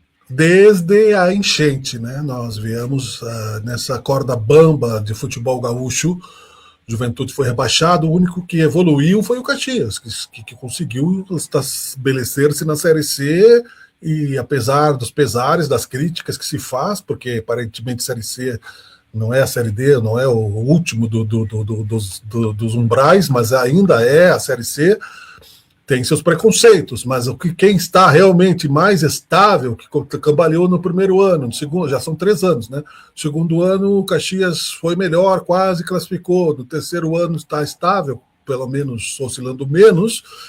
Juventude caiu para a Série B com saldo de gol que ainda está, se não acabasse o saldo do ano passado, o Juventude ainda estava devendo o gol do ano passado, né? E agora a dupla Grenal faz tempo que tá nessa aí, né? De cai, não cai, assim nós vamos, uma hora cai, se não cuidar, meu amigo. O Grêmio se cair seria a 4ª vez, né? E o Internacional, salvo engano, seria a 2ª vez. Então, até existe uma brincadeira interna que eu tô recebendo, que no ano que vem pode ser que tenhamos um mini gauchão na Série B. A dupla Caju e a dupla Granal. O Caxias é o único que subiu daí. Aí seria o único que sobe. Mas tomara que o Caxias suba, que o Juventude suba e que a dupla Grenal se mantenha na Série A. Eu sou dessa linha de que quanto mais gaúchos na Série A, melhor para nós, sem dúvida alguma. Claro, com certeza. Com certeza. Muito bem, então é isso, né? Isso. Agora vamos falar de seleção brasileira. Conhece essa música, Joselita, da Copa de 70? 90 milhões em ação. Já ouvi falar. A melhor, já ouviu ouvida também, né? Para sempre. Sim. Claro sim. Que tem. Inclusive em séries, em um monte de coisa eu já vi essa música. Documentário de futebol, tu gosta? Adoro. Tem muitos legais, né? E infelizmente era um contexto político muito contestado, né? Porque ainda era ditadura militar, Castelo Branco era presidente. Eu tinha 1 ano de idade, mas eu gosto de história. E gosto de história, e essa música também não foi do meu contexto, mas eu sei que depois ela é que mais fez sucesso. Eu me lembro a partir de 78, das Copas do Mundo, quando eu tinha 8 anos já, de 74 eu não lembro, 78 na Argentina eu lembro, né, que foi uma dureza engolir, não é? O Peru vendendo seu futebol para a Argentina. O Peru que recebeu moedas quando chegou no aeroporto do seu próprio país. A Argentina precisava ganhar de 6 o Brasil foi desclassificado com o Coutinho, que depois morreu num mergulho no mar. Ele era mergulhador e foi o campeão moral, foi desclassificado sem perder nenhuma Copa. Não vou citar todas, né, mas apenas só para contextualizar que Copa do Mundo fica na cabeça da gente. É Copa do Mundo, são nações, com todas as críticas que se faz à FIFA, com todo o mercenarismo que se tem. E hoje, Joselito, para começarmos o diálogo, eu vi comentaristas da Rádio Gaúcha analisando o futebol brasileiro, coisas que são óbvias, e eu cito colegas, não é? Que não é a primeira vez, mas para ver que nós temos falado aqui.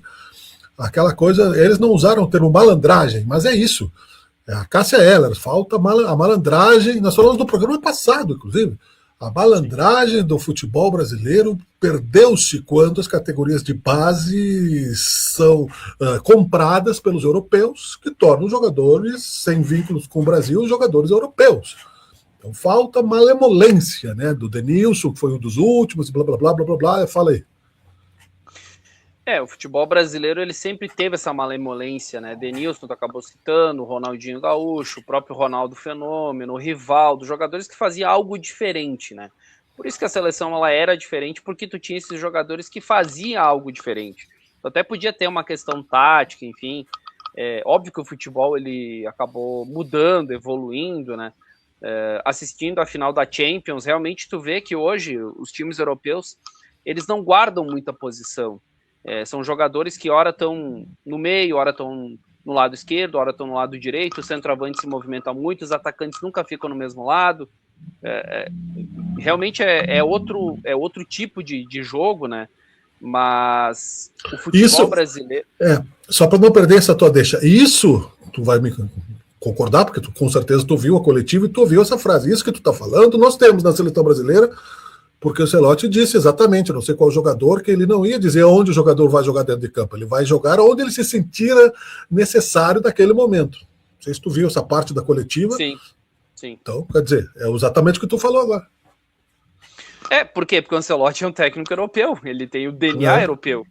Ele Ancelotti é campeão... europeu. Ele foi campeão muito tempo com o Real Madrid, com o Milan, na França, na Alemanha, enfim, nos principais centros da Europa, ele foi campeão. Só que o Ancelotti ele não tem um título, que é de campeão do mundo de seleções. Então eu penso, Miguel, que isso também traz uma motivação maior ainda e uma confiança também nos brasileiros, porque hoje, na minha opinião, a seleção brasileira tem um dos melhores técnicos, se não o melhor técnico do futebol mundial. Todo mundo conhece o Ancelotti, todo mundo respeita o Ancelotti. Todo mundo sabe o poder que o Ancelotti tem de mobilização, de organização. Então, isso sim faz e traz uma como é que se diz, uma confiança de que o Brasil possa sim fazer uma boa Copa do Mundo. Eu sigo com a minha análise que o Brasil não é favorito e o Casemiro falou isso. O Casemiro, que é um dos principais jogadores da seleção brasileira, Miguel, ele falou que o Brasil não é favorito por vários aspectos. Antes disso, pausa. Guarda aí o principal aspecto. Ainda, voltando uma casinha do favorito. Organização, futebol, Copa do Mundo começou já nas eliminatórias, quando o Ancelotti veio, tal, não é um time, agora vira um time. Agora todo mundo já desembarcou nos Estados Unidos, vão ficar lá né, se Deus quiser, e claro que der tudo certo 50 dias. Mas tu viu até agora, tu já viu a cara do Ancelotti, essa organização, eu estou falando positivamente, eu acho que como figura pública ele conquistou os brasileiros, né, e não é tão estranho que ele sotaque o italiano aí para nós aqui, principalmente, é porque, né, a gente sabe que... Respondendo a tua pergunta, é notória a diferença desde que ele assumiu. É notória a diferença. O Brasil é outro, o Brasil tem mais explosão, o Brasil tem mais organização, então já tem a cara do Ancelotti, sim, já tem a forma como ele quer jogar, porque nas próprias eliminatórias me parece que a cara dele já começou, porque antes o Brasil era um time, parece, modorrento, um time que não tinha alma, uma equipe que tomou 3-0 da Argentina e estava tudo certo, e o Brasil nunca admitiu perder para a Argentina em botão, como a gente diz. É O verdade. Brasil estava muito passivo. E com a chegada do Ancelotti, ele devolveu esse sangue, essa forma sanguínea de dizer, não, eu sou a seleção brasileira, eu tenho 5 estrelas. O Brasil era um time antes, então, e agora é uma seleção. O Brasil, ele tem, vamos dizer assim, uma construção ainda. O Brasil não é um time... Tem uma construção. Eu acho que tem jogadores para entrar. Claro. E agora, analisando o último amistoso contra a equipe do Panamá, que é difícil tu analisar um amistoso, com todo respeito ao Panamá, que estará na Copa do Mundo, mas é uma equipe muito, muito abaixo da nossa seleção brasileira. Mas foi interessante no primeiro tempo, porque o Brasil me parecia, nos primeiros minutos, com aquele golaço do Vini Júnior, que ia ser uma goleada como foi. Mas uma goleada, assim, de não ter chance a equipe do Panamá. E não foi o que aconteceu. O Brasil Mas aí, fez o claro, primeiro né? gol. Isso aí é óbvio para qualquer um, né? O pessoal tirou o pé, né? Não vou me machucar no amistoso 10 dias antes da Copa, né? Entendeu? Só que daí tu abre brecha para os jogadores que entraram no segundo tempo com vontade. Né? E aí, será que ele já estava pensando isso, o Ancelotti? Eu, se eu for treinador, vamos ganhar, mas também não se machuque, né, pessoal? Vamos devagar aí. Eu acho que o que o Ancelotti está me passando é que, independente do amistoso, ele quer que o time jogue bola. Se bem que, claro... Ele sempre disse que não tem cadeira cativa para ninguém. Então, se os jogadores do primeiro tempo acharam que são titulares, podem até ser. Mas que tem jogadores no segundo tempo que vão incomodar esses que estavam no primeiro tempo. Vão. Tem jogadores que tu vai lembrar, eu acho que foi o Emerson, que deslocou o ombro no treino, em 2002, se não me engano, e foi cortado. No treino. Na realidade, tu vai pode pegar, machucar, né? Subindo o ônibus. Pode machucar subindo o ônibus. É bom, se tu tiver que disputar o lugar, sim, né? Mas tô falando em termos de disputa, no sentido de que, considerando que tu falas, né? Que o pessoal está disputando posição até em amistoso, está disputando até no treino, até concordo. Né? Vamos disputar agora o próximo jogo também e tal. Pelo menos jogar bem, não fazer. Até o Paquetá fez gol, né? Eu lembrei que apareceu o Paquetá ali, né? Mas, enfim. E não dá para ter esse medo de se machucar muito também, né? O que eu vejo, Miguel? Não é só a mudança de peças, mas foi a mudança tática no segundo tempo. O primeiro tempo, como eu disse, foi um 4-2-4, onde tu tinha Matheus Cunha, tu tinha Rafinha e Luiz Henrique se batendo no lado direito, e tu tinha Vini Júnior praticamente sozinho no lado esquerdo. Então a formatação tática já não estava legal. Tu não tinha ninguém ali no meio. Já no segundo tempo, tu tinha o Paquetá, tu tinha o Danilo no meio, que se encostava, tinha o Fabinho, aí tu tinha o Endrick, tu tinha o Ryan e tu tinha o Igor Thiago como centroavante. Tu tinha uma referência. No primeiro tempo tu não tinha essa referência. E ele vai conseguir testar táticas diferentes com jogadores diferentes, porque lá a tática mudou fácil, né? Porque trocou todo mundo do primeiro para o segundo tempo. Sim. Mas são quantas substituições? São 5? E mais uma... Acredito que depois eu vou olhar aqui, deixa eu olhar as novas regras. Inclusive eu vou falar sobre essas novas regras. E se não me engano, né, tu vai confirmar, mas até agora eram 5 e tinha uma possibilidade de lesão, mas aí eu não sei se ainda tem um caso de uma lesão inesperada, blá blá blá, né? Isso tudo muda completamente a estratégia tática, porque você tem que testar táticas diferentes, com jogadores diferentes, com pouco espaço de tempo, com pouco espaço de tempo que todas as seleções tiveram, né? Enfim, e claro que, como diz a galera aí, assim que pegar França e Argentina, que a gente vai ver o bicho pegar, né? Perdemos 2 vezes para a Croácia, né? Eu acho que aquela camisa com cara de pizza lá, que a gente pensa que assustam, sei lá, eu aparecer a Mamma Mia, enfim. Achou a regra aí ou não? Tu viu como eu sou bom em encher? Tu viu como eu sou bom em encher linguiça, né? Trabalhei... Não, mas não tem nada falando sobre o número de substituições. Acredito que vai continuar sendo o mesmo. A única coisa que fala 5 substituições. Mas o goleiro. Só fala da saída dos atletas, do limite nas substituições. O atleta que está saindo tem até 10 segundos para deixar o campo. Só isso que fala. Não fala... eu já vou falar sobre isso, inclusive. O cara vai sair cansado em 10 segundos. São as novas regras que vão ser aplicadas aí, depois vai vir para todos os campeonatos. Então se preparem, porque aqui pro Brasil também vai vir.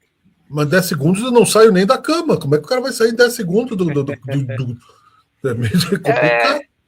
É para agilizar, porque tem muito jogador aí que fica se amolando para sair. Então, claro. Na minha opinião, tá válido. Tem que botam um parâmetro para ter uma tolerância, mas 10 segundos são 10 passos. Dependendo onde é que tu tá no meio do campo, ou tu tá cansado ou lesionado, tu não consegue chegar fora do campo em 10 segundos. O que eles querem sempre tem uma margem, né? Diminuir a cera dos jogadores. Esse é o problema. Tem muita cera nos jogadores, eles querem combater a cera. Sim, tá certo. Tá certo. Bom, tu quer que eu fale então, das novas regras?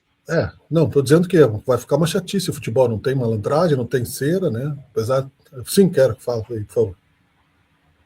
Então tá, as novas regras, o que acontece? O torneio ele passa a ter 48 seleções, né?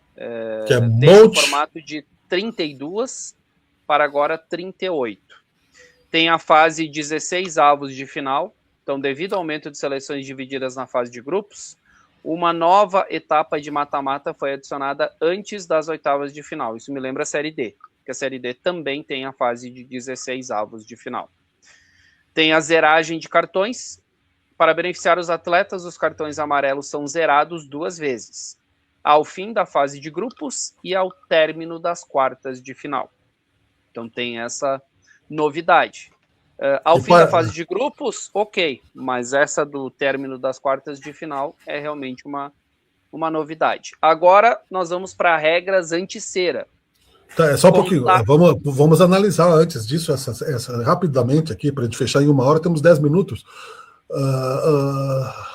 Esse mata-mata mais significa que para você ser campeão são 8 jogos.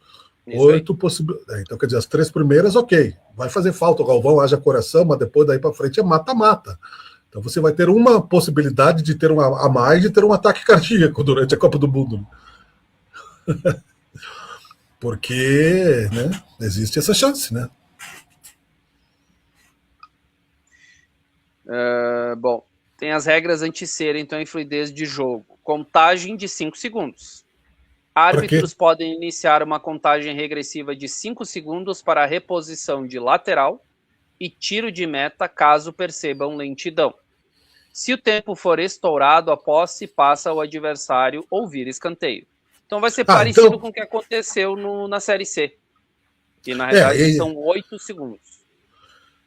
Então não passa a contar automaticamente. É que nem quem tem filho. Olha, eu vou começar a contar. Tu ameaça que vai começar a contar. Olha, eu vou contar. Tu fala pro teu filho que não obedece. Pro teu neto, aí tu vai. Não é automático. Daí o juiz vai dizer, 1,5. Se eu chegar no 3, entendeu? É por aí. Porque aqui está dizendo que é caso perceba alguma coisa de lentidão. Então vai ser uma questão de interpretação do árbitro, não é algo automático. Eu vou cobrar o tiro de meta, eu vou cobrar o lateral e vai ser 5 segundos. Não, se o juiz perceber. Então, se o juiz se fizer de cego, não vai perceber. Não adianta a torcida começar a contar, né? Exatamente. Não, aí vamos para essa que tu falou, dos 10 segundos. Saída em 10 segundos. Jogadores substituídos têm até 10 segundos para deixar o gramado. Se o tempo for ultrapassado, o substituto só poderá entrar em campo após 1 minuto de bola rolando. Então, se o cara se amolar, vai prejudicar o time. Sim, o cara tem. Mas aí o cara teve uma cãibra, tá lá no meio de campo, vai ser substituído. Aí tu tem 10 segundos para sair ou morrer. Você entendeu? Cara, vai ter que ser adaptado, né, Miguel? Vai ter que ser adaptado. Óbvio, eles botam umas coisas, sabe, impraticáveis para depois gerar polêmica, tu entende? Exatamente. Não umas coisas meio. Não tem muita lógica, né? O VAR não resolveu nada para mim até hoje. Não acredito no VAR e não consigo não acreditar. Eu vou trazer o Baumgarten e vocês vão falar do VAR, porque o Baumgarten também não gosta do VAR. Mas claro, entendeu? O VAR é uma... enfim. O atendimento médico. Jogadores que receberem atendimento médico no gramado deverão obrigatoriamente aguardar 60 segundos fora de campo antes de retornar, a menos que haja exceção médica. Então, tu vai depender que o médico diga, não, o cara tá machucado mesmo. Se o cara fizer cera, vai ficar 1 minuto fora. Bom, se o cara tá machucado mesmo, ele não vai voltar. Isso aí não precisa botar na regra. Né? Entendeu? Quanto mais regra, mais difícil, entendeu? Vamos alterações no VAR e arbitragem. O que tu mais gosta? Alterações no VAR. Opa. Intervenções ampliadas. O VAR agora também pode intervir para checar a marcação incorreta de escanteios e tiros de meta e revisar equívocos na aplicação de um segundo cartão amarelo. O VAR não é que nem o Ministério Público, né? Ele não precisa ser provocado, ele intervém, né? Isso não é legal, né?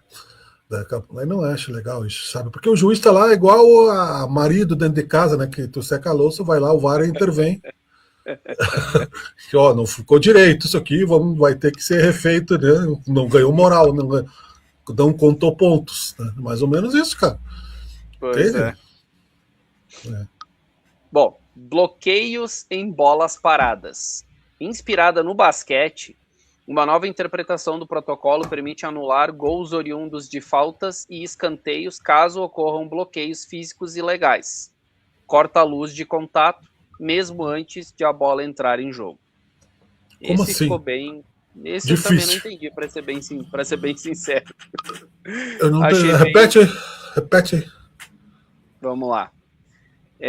Inspirada no basquete, uma nova interpretação do protocolo permite anular gols oriundos de faltas e escanteios caso ocorram bloqueios físicos ilegais, mesmo antes de a bola entrar em jogo. Eu não entendi. O cara vai cobrar escanteio e não aconteceu gol. Como é que tu vai anular? Se houve um bloqueio físico ilegal, é porque alguém ficou na frente. Né? Ficou na frente do escanteio. O cara vai lá, fica a barreira, a bola tá parada, o cara fica menos distância regulamentar da barreira. Né? Muito estranho isso aqui. Não entendi também muito bem, para ser bem sincero. Isso aí, na verdade, foi o filho do presidente da FIFA que queria botar uma regra e deixaram por último lá, e aí para agradar todo mundo. Bota essa aí mesmo, ninguém entendeu nada. Deixa aí, vamos acabar a reunião, bota essa regra aí, pronto. Ninguém vai saber o que é mesmo.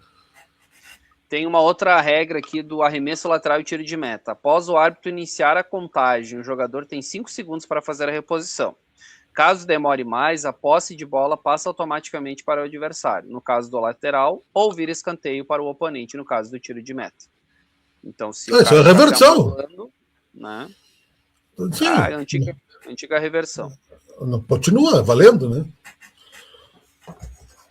Deixa eu ver aqui. Diálogo com a arbitragem. Apenas o capitão da equipe pode se aproximar do árbitro para solicitar explicações ou debater decisões durante a partida. Então essas são as novas regras, Miguel Brito. Também não era assim até agora? O que tem de novo nisso aí? Que agora os jogadores ainda falam, né? Então agora não. Agora está descrito que é só o capitão que deve falar.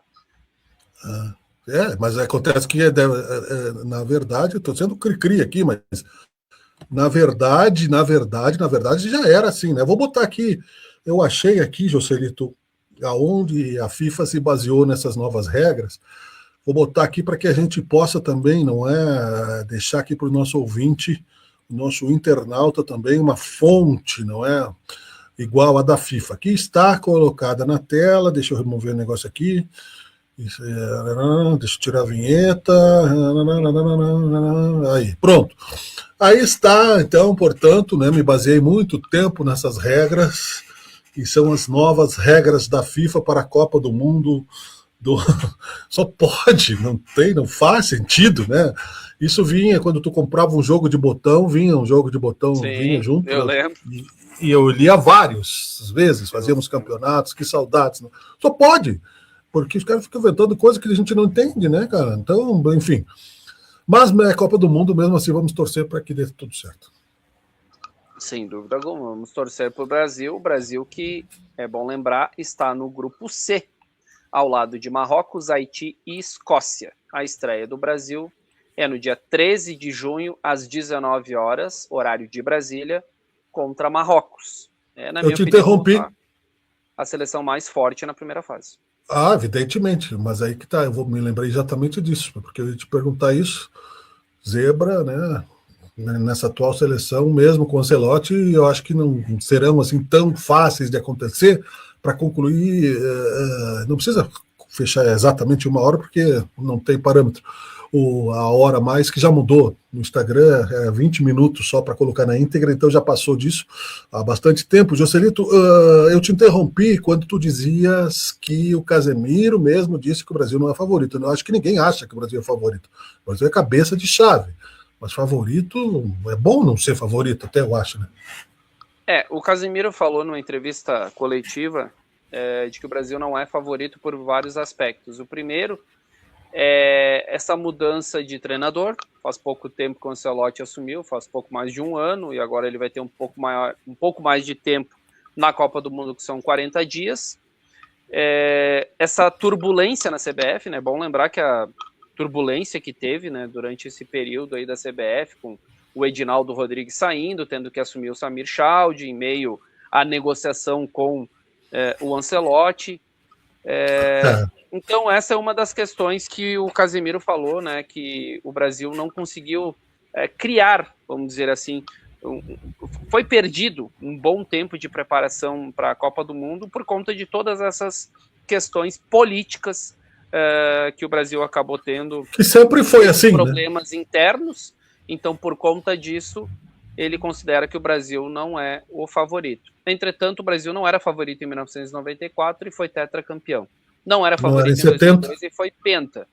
Então, meus amigos... Em 70 não era. Não era nem para ser o Zagallo. Bom, se eu me chamasse Edinaldo Rodrigues, eu ia ser cantor romântico dos anos 60, né? E amigo do Reginaldo Rossi.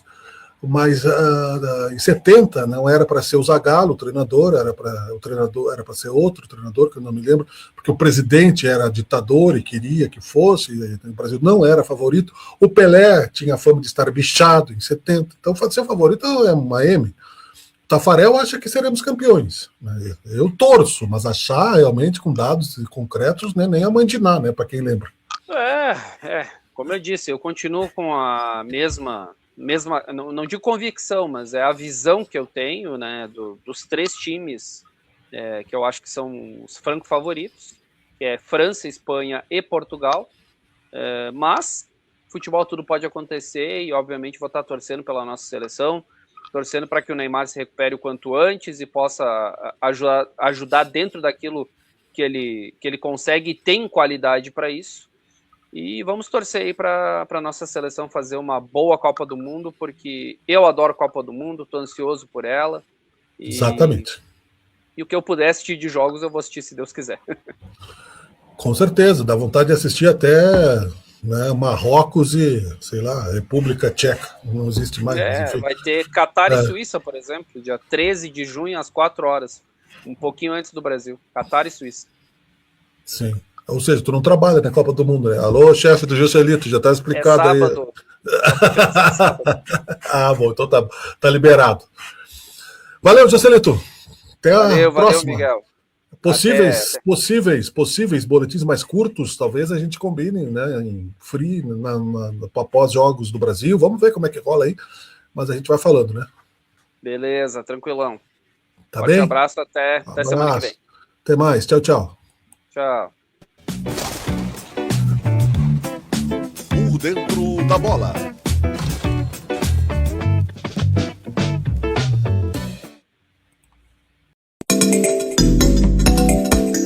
Você precisa de conhecimento técnico especializado para o conserto do seu carro? Mecânica Tecnicar. Limpeza de bicos, diagnóstico computadorizado, injeção eletrônica, mecânica multimarcas.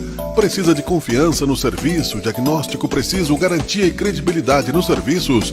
Mecânica Tecnicar. Mesmo em tempos de dificuldades, a Mecânica Tecnicar não deixa você na mão. Garanta segurança, confiança para a sua movimentação. Seu carro é patrimônio importante seu, de sua família, para o seu trabalho. Venha para a Mecânica Tecnicar. Fale com o Claudinho. Siga-nos no Facebook. Mecânica Tecnicar. Estamos na Rua Anita Garibaldi 139, bairro Esplanada. Faça revisões regulares no seu automóvel. Mecânica Tecnicar.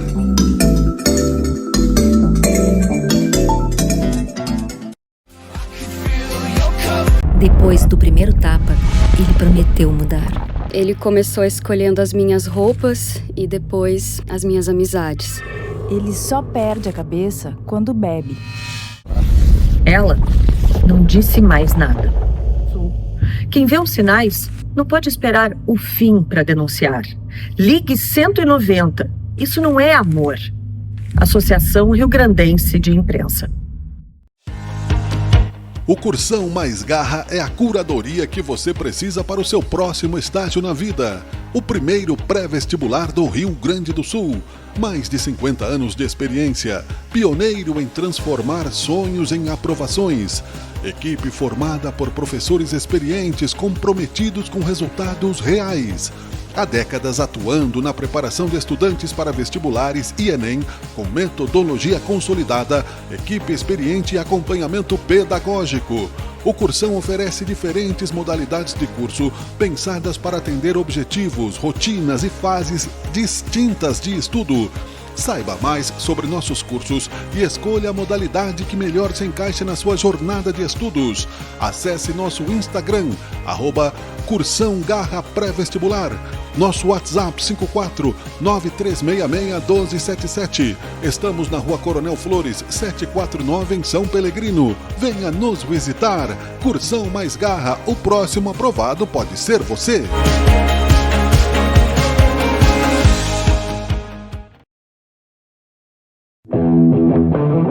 Um pouco de tudo e mais um pouco, com José Otávio Carlomagno e Miguel Brambila.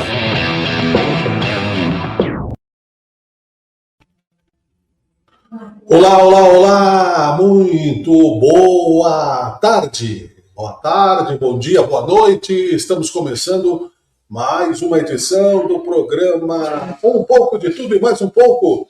Hoje para falarmos de alimentação novamente, alimentação carnívora, alimentação herbívora e alimentação onívora.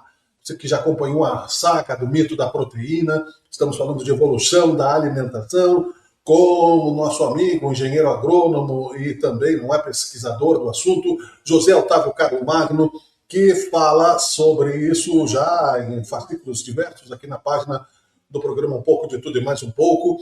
Vamos continuar, então, falando disso. Eu sou Miguel Brambila, é um prazer estar em sua companhia. Deixa eu trazer o José Otávio para a tela aqui. Alô, alô, José Otávio, meu amigo querido, seja bem-vindo novamente ao programa Um Pouco de Tudo e Mais Um Pouco. Boa tarde. Boa tarde, bom dia, boa noite. E boa madrugada. Bom feriado amanhã. Hoje é véspera do feriado. Véspera de feriado hoje, quarta-feira, né, dia 3 de junho, amanhã Corpus Christi, para quem é católico, cristão, né? No mundo, né? Já que é feriado, daí eu sou católico, então, né? Então tu entra no trabalho. Pelo feriado ou pelo católico? Não, pelo feriado. Tu vem vestido de francês hoje. Isso quer dizer que nós vamos derrubar a França dessa vez. Sim. Vamos ver. Tô achando que vai tomar uma lapada logo no quarto, quinto jogo e vai sair fora a seleção. Quarto, quinto jogo da terceira fase, porque agora tem um mata-mata a mais, né? Tá sabendo? São 8 rodadas agora. Antes eram 7 jogos, agora serão 8.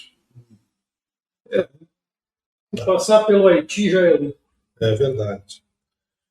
Muito bom. E aí, então, a nossa parada hoje é alimentação carnívora, herbívora e onívora. Na realidade, eu vou falar de uma coisa geral, que ela serve para mamíferos. Né?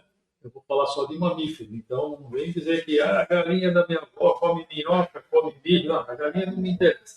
Eu estou falando de mamífero. Sim. E nós somos mamíferos. Né? E até porque minhoca não é carne, né? É um verme. Não, minhoca é carne. É carne, né? Bom, eu nem vou falar isso porque no quintal de casa morria aquelas minhoquinhas que subiam no cimento, né? Morria assada pelo sol, né? E de vez em quando eu falei, experimenta, tá salgadinho, me lembro que eu comia a minhoquinha seca. Eu já vi o cara comer barata. Já vi o cara meter uma barata inteira na boca, assim. Não, aí também já é... Não, eu era criancinha, não queria experimentar as coisas. Nós comemos, até um pouco com a geração anterior à minha, mas a gente comia terra, comia giste. Eu comia até aranha, eu comia. Assada, lancei uma aranha e comi. Aranha? Bom, parece... Chinês. Não sei. Eu vi aquilo e eu seco, né? Tem na China, botei a aranha em cima, ela morreu ali, coitada. Isso.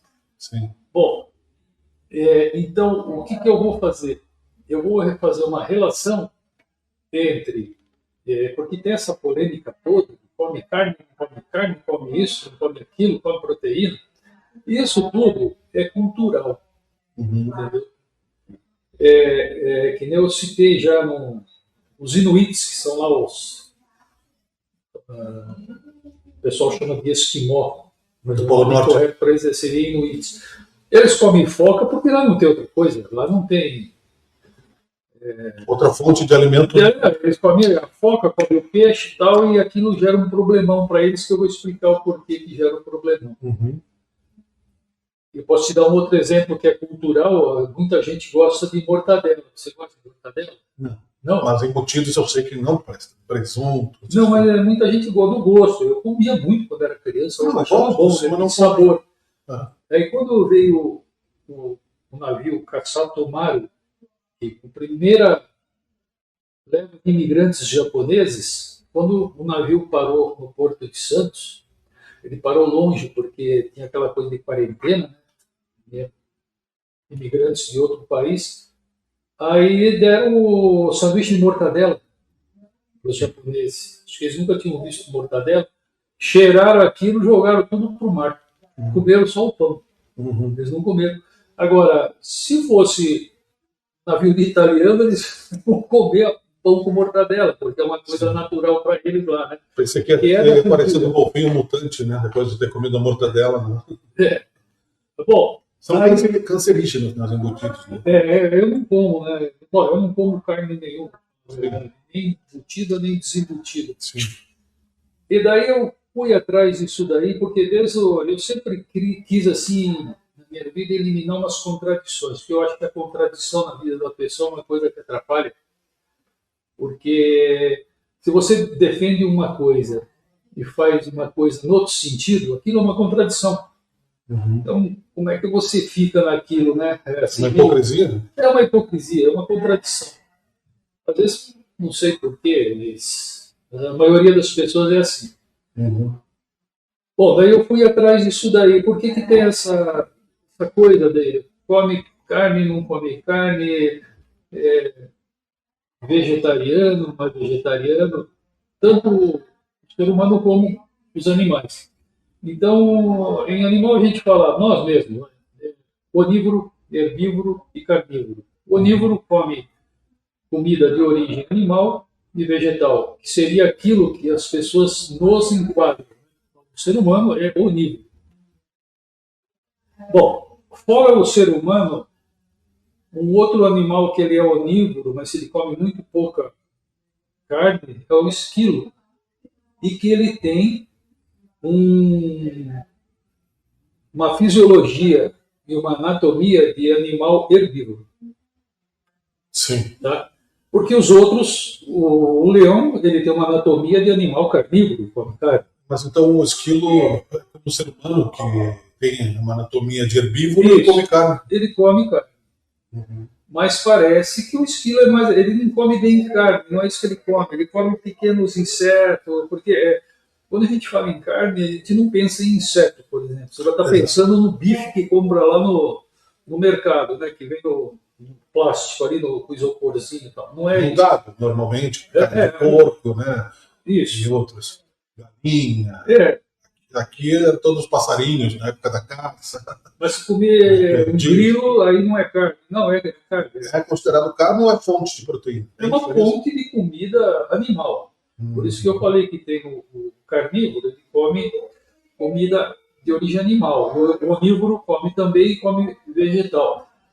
Aí, fora o esquilo, todos os outros animais que são onívoros, como, por exemplo, o urso. O urso é onívoro. Ele come, quando ele sai da toca dele, lá da hibernação, tem um urso aqui no Peru que não faz hibernação, porque não tem frio, né? Tem um urso, é o urso de óculos que chama. Mas aquele urso lá que a gente... É o urso do cabelo duro. Não sei, é um urso de olho. Lembra do urso do cabelo duro? Foi com o tempo disso com teus netos. Era do Hanna-Barbera, dublado pelo Lima Duarte. Era um urso que não hibernava, porque ele era um urso diferente. Não, esse aí existe. Esse existe. Lá no Peru? Nos Andes? Sim. Então, o urso ele come fruta quando tem fruta, mas come aqueles mirtilo, aquela frutinha vermelha, né? Ele come. O lobo-guará, por exemplo, aqui, ele é um animal onívoro, ele come. Tem até fruta de lobo, que chama, é uma planta da família do tomate, uma solanácea, e dá uma fruta grandona, assim, um arbustinho, assim. E chama fruta de lobo porque ele gosta de comer aquilo. O lobo? É o lobo-guará. Guará. E ele é um... Só que esses animais, eles têm a anatomia dele, a fisiologia toda e a química corpórea deles. Estomacal para digestão. Não precisa, porque eles são carnívoros. Desde a saliva que já começa. Não, eu vou chegar na saliva. A saliva do animal carnívoro, isso é a primeira coisa que a gente pode ver, que o ser humano ele começa sendo herbívoro pela boca. A saliva do carnívoro, ela não tem amilase salivar.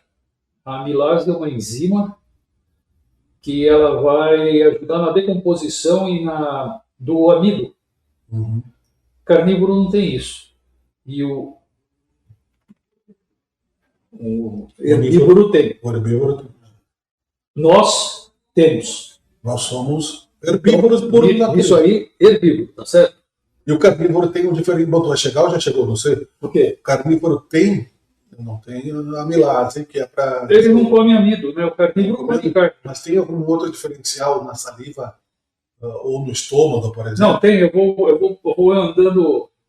Foi por partes? É isso, vou de cima para baixo. Tá, só um parênteses, assim, na questão que eu vou te perguntar, não precisa responder agora, mas vou deixar o quis. Nós tivemos o caso da vaca louca, tu lembra? Dizia o mito que a vaca louca foi uma doença. Que a vaca teria comido carne. Não, eles deram ração, né, com resto de osso moído. Isso foi no final da década de 80, e aqui estavam contaminados. E deu uma doença. Porque aquilo foi um absurdo completo. Porque dá para a vaca que tem um rumen que fica... bom, aí já que eu cheguei aí, o rumen, existe dois tipos de herbívoro. Tem o herbívoro como nós, como um cavalo, como... O boi, não. Não, o boi não. O cavalo, o capivara, o peixe-boi. O peixe-boi come capim. Peixe-boi. Não tem rumen. O rumen, ele é um segundo estômago que tem antes, que é para digerir celulose. Nós não digerimos celulose.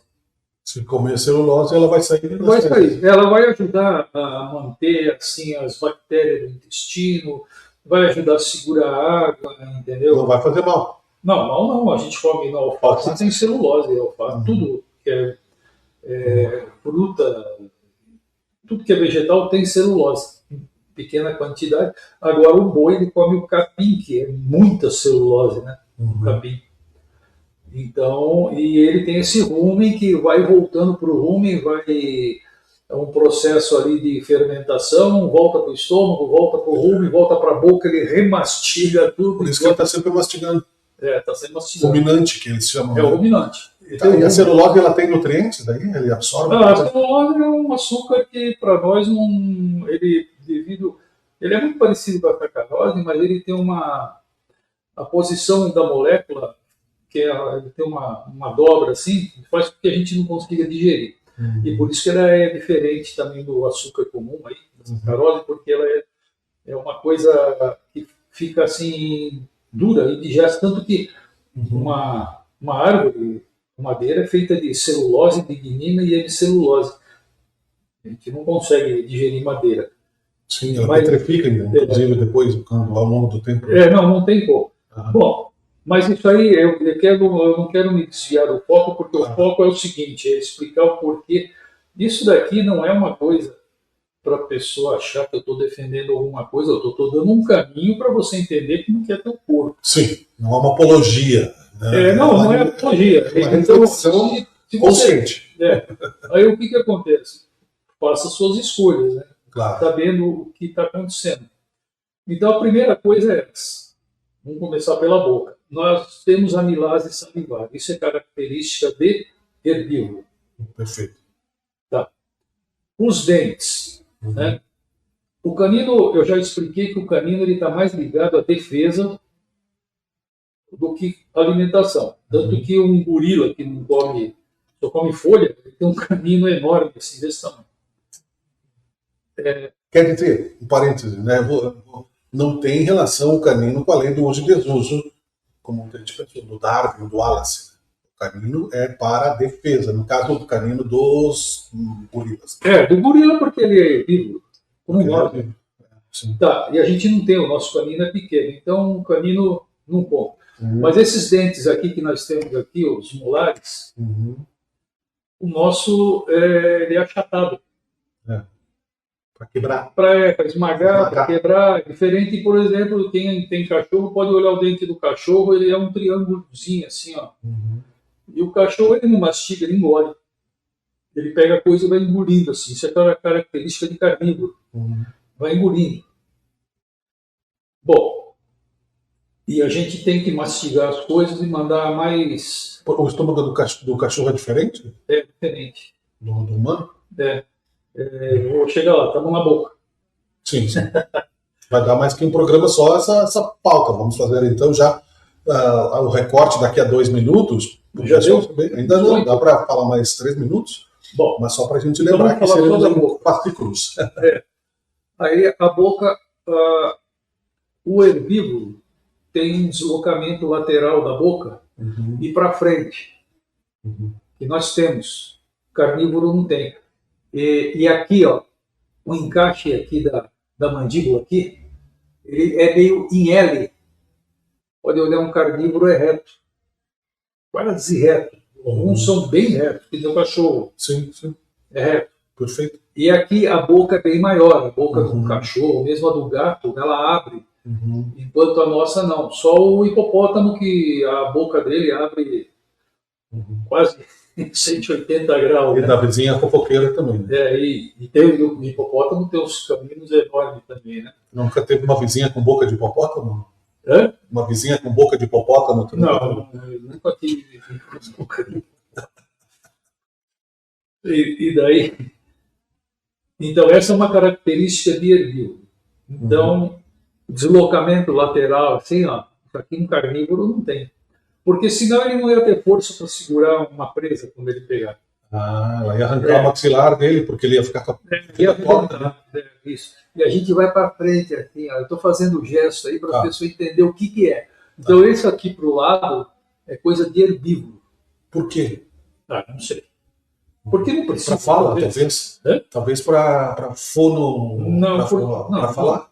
Não. O bicho herbívoro não fala, só nós que falamos. Não, por isso mesmo. O nosso tem a articulação deles, não tem a articulação. Não, mas o boi mexe para o lado, um outro bicho, uma cabra também, pode ver que ela faz assim. Pois é, né? Certo? Então, eu estou falando de animal no geral, e relacionando com o ser humano. Que é um animal pensante, já, segundo Platão, né? Animal racional. Não sei se pensa muito. É. Mas eu estou dando esse motivo para pensar. Né? Claro. Outra coisa, o herbívoro, quando ele bebe água, todo mundo já viu um cavalo bebendo água, né? Uhum. Ele puxa a água assim, ó, ele sorve a água. O carnívoro, ele lambe. Sim. Todo mundo já viu um cachorro, um gato lambendo água. A gente não lambe água. O homem, o ser humano. É o ser humano. Uhum. Ele toma também dando gole, como se fosse um cavalo, uma girafa. Sim. Até a girafa, para mim, é um erro da natureza, né? Um bicho com aquele pescoção tem dificuldade de tomar água, ela tem que abrir as pernas. A girafa, né? Sim. Uhum. Então, essa é uma outra coisa. Outra coisa, quando o carnívoro ele quer passar o calor, o que ele faz? A perda de calor é pela boca e pela língua. Só para a gente não ultrapassar o contexto aqui. Eu estou na boca só. Boca e língua, tá. Então, eu fiz aqui o contexto do porquê, né? Fui pesquisar aqui no Amansabu.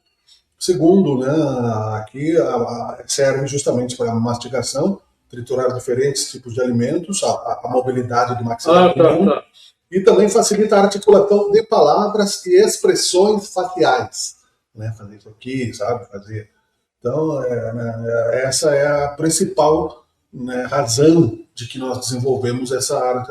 E a mandíbula é o único osso móvel do crânio. Sim, mas isso não é uma exclusividade do ser humano. Não. Todo animal herbívoro, sim, ele faz isso.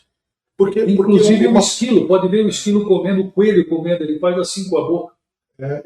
Porque ele não precisa, rasgar nada.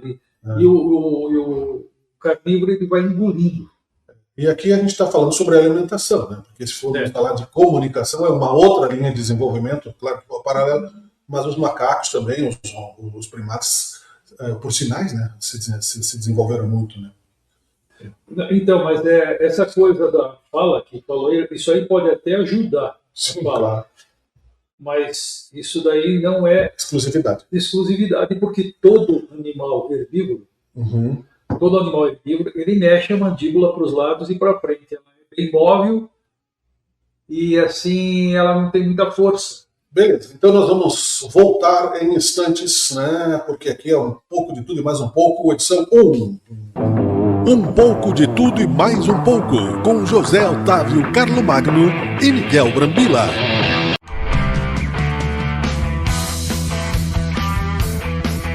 Você está assistindo Teoria de Tudo.